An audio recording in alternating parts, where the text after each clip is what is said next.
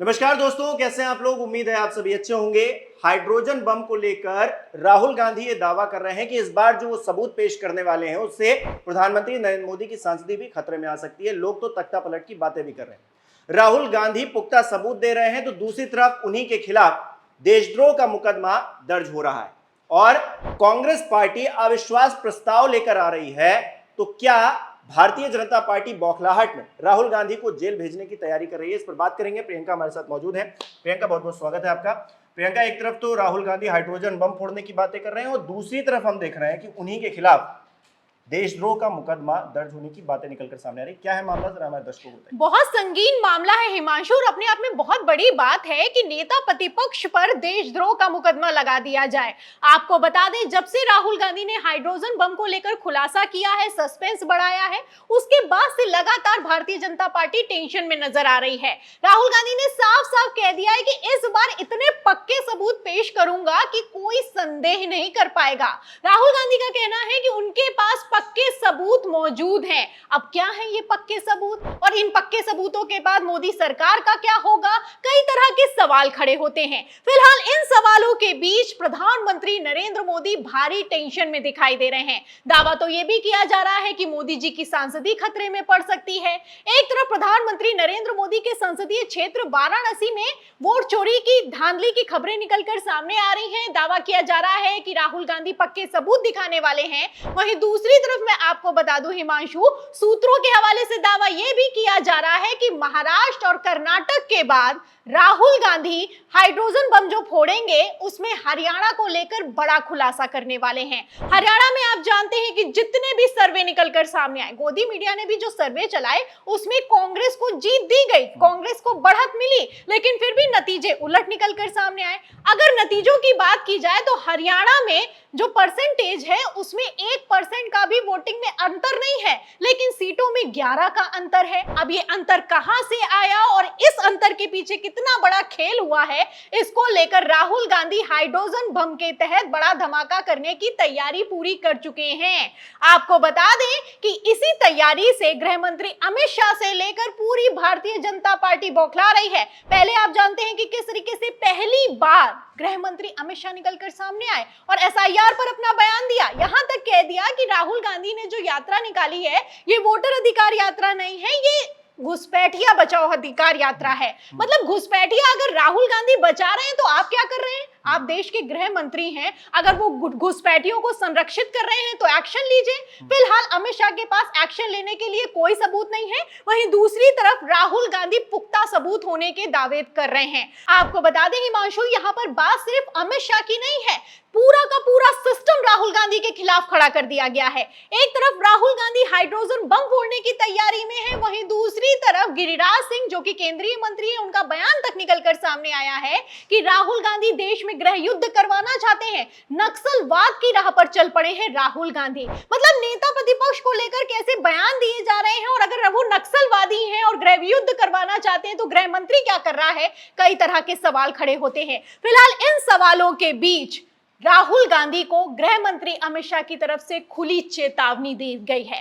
खबर निकलकर सामने आई है, अमित शाह ने साफ साफ कह दिया है कि चुनावों में जनता उन्हें सजा देगी। फिलहाल जनता तो सजा देना दूर की बात है, जनता और पूरी की पूरी पब्लिक राहुल गांधी के साथ खड़ी हो गई है। जब से चुनाव आयोग ने राहुल गांधी के आरोपों को बिना किसी जांच के, बिना किसी सुनवाई के खारिज कर दिया है, उसके बाद से समझ में आ गया है कि यहाँ पर दाल में कुछ काला नहीं बल्कि पूरी की पूरी दाल ही काली है। फिलहाल जनता तो सजा देने से रही, अब वहीं दूसरी तरफ सजा देने का पूरा प्लान, पूरा मास्टर प्लान तैयार किया गया है। आपको बता दें 8 महीने पुराना मुद्दा है जिसको उठाया गया है। लखनऊ की एमपी एमएलए कोर्ट में याचिका लगाई गई और उसी याचिका पर आनन फानन में आदेश पारित कर दिया गया है। पिछली बार आप जानते हैं कि किस तरीके से एमपी एमएलए कोर्ट ने ही आदेश पारित करके राहुल गांधी की सांसदी को कैंसिल कर दिया था।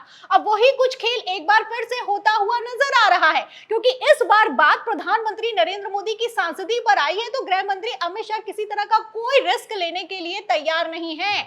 आपको बता दें हिमांशु, एक तरफ आदेश पारित हुआ, दूसरी तरफ राहुल गांधी पर देशद्रोह का मुकदमा दर्ज हो चुका है।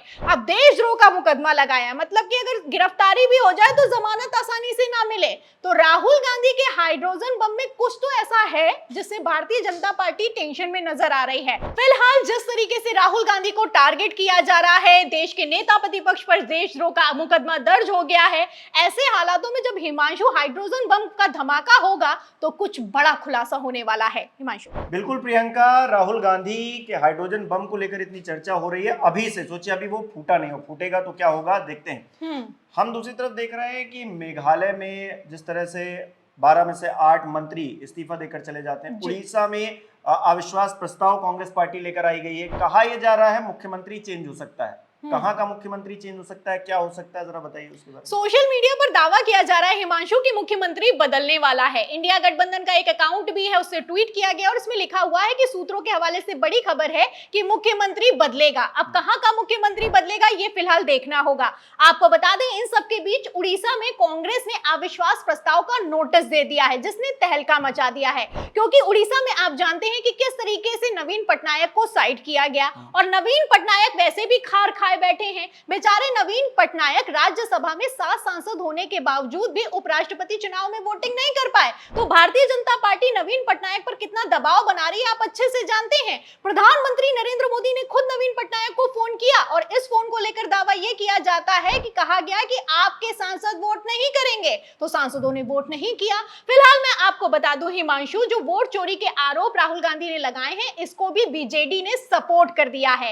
ऐसे हालातों में जो उड़ीसा में अविश्वास प्रस्ताव सदन में पेश किया गया है इसमें खेला हो सकता है। अगर सीटों के गणित की बात की जाए तो वो भी मैं आपको फटाफट से बता देती हूं। 2024 के विधानसभा चुनावों में भारतीय जनता पार्टी को 78, बीजेडी को 51 और कांग्रेस को 14 सीटें मिली। तो 14 सीटें हैं जो कि 74 के बहुमत से बहुत दूर हैं, इसलिए कांग्रेस के सिर्फ अविश्वास प्रस्ताव पेश कर देने भर से तख्ता पलट तो हो नहीं सकता है। जाहिर सी बात है कि इसमें नवीन पटनायक की भी जरूरत पड़ेगी। सूत्रों की माने खबरें ये निकलकर सामने आ रही हैं कि नवीन पटनायक की पार्टी बीजेडी भी अविश्वास प्रस्ताव तैयार कर रही है। इसको लेकर कांग्रेस ने कह दिया है कि अगर अलग से बीजेडी अविश्वास प्रस्ताव पेश करती है तो हम उसको भी सपोर्ट करेंगे। तो यहां पर खेला हो सकता है, क्योंकि उड़ीसा में आप जानते हैं कि किस तरीके से नवीन पटनायक को ठिकाने लगाया गया। नवीन पटनायक भी खुलकर अब निकलकर सामने आते हुए नजर आ रहे हैं। राहुल गांधी के वोट चोरी के आरोपों को बीजेडी ने सपोर्ट कर दिया है। मेघालय में 12 में से 8 मंत्रियों ने इस्तीफा दे दिया है। मणिपुर की बात की जाए तो प्रधानमंत्री नरेंद्र मोदी के दौरे के ठीक पहले 43 नेताओं ने सामूहिक इस्तीफा दिया। तो चौतरफा इस्तीफे पर इस्तीफों की झड़ी लगी हुई है। इन सब के बीच संघ प्रधानमंत्री नरेंद्र मोदी पर इस्तीफा देने का दबाव बना रहा है। अब इतनी आसानी से मोदी जी कुर्सी तो छोड़ेंगे नहीं। फिलहाल जो हाइड्रोजन बम है इसमें क्या खुलासा होगा और क्या इस खुलासे से पहले राहुल गांधी पर एक्शन होगा ये देखना होगा। बिल्कुल प्रियंका, आपने जो जानकारी दी है वो बहुत ज्यादा महत्वपूर्ण है, क्योंकि एक तरफ राहुल गांधी हाइड्रोजन बम फोड़ने की बातें कर रहे हैं तो दूसरी तरफ उन्हें ही देशद्रोही बताने की कोशिश की जा रही है, देश में एक माहौल बनाने की कोशिश की जा रही है। हम देख रहे थे कि अमित शाह जी बिहार के दौरे पर थे, प्रधानमंत्री भी गए और ये बताने की कोशिश कर रहे हैं कि राहुल गांधी यात्रा उन लोगों के लिए कर रहे थे, तेजस्वी यादव वोटर अधिकार यात्रा उन लोगों के लिए कर रहे थे जो घुसपैठिए हैं। अब सवाल अपने आप में खड़ा होता है कि राहुल गांधी एक यात्रा कर रहे थे, वोट चोरी के आरोप है, चुनाव आयोग से सवाल पूछे गए और जवाब प्रधानमंत्री को देना पड़ रहा है। गृह मंत्री एसआईआर को लेकर बातें कर रहे हैं। अपने आप में बहुत ही गंभीर परिस्थिति है। दोस्तों, आप किस तरह से इस पूरे प्रकरण को देख रहे हैं, अपनी राय हमें कमेंट बॉक्स में जरूर बताइए। इस वीडियो को लाइक कीजिए, शेयर कीजिए और हमारे चैनल को सब्सक्राइब नहीं किया तो वो भी जरूर कीजिए।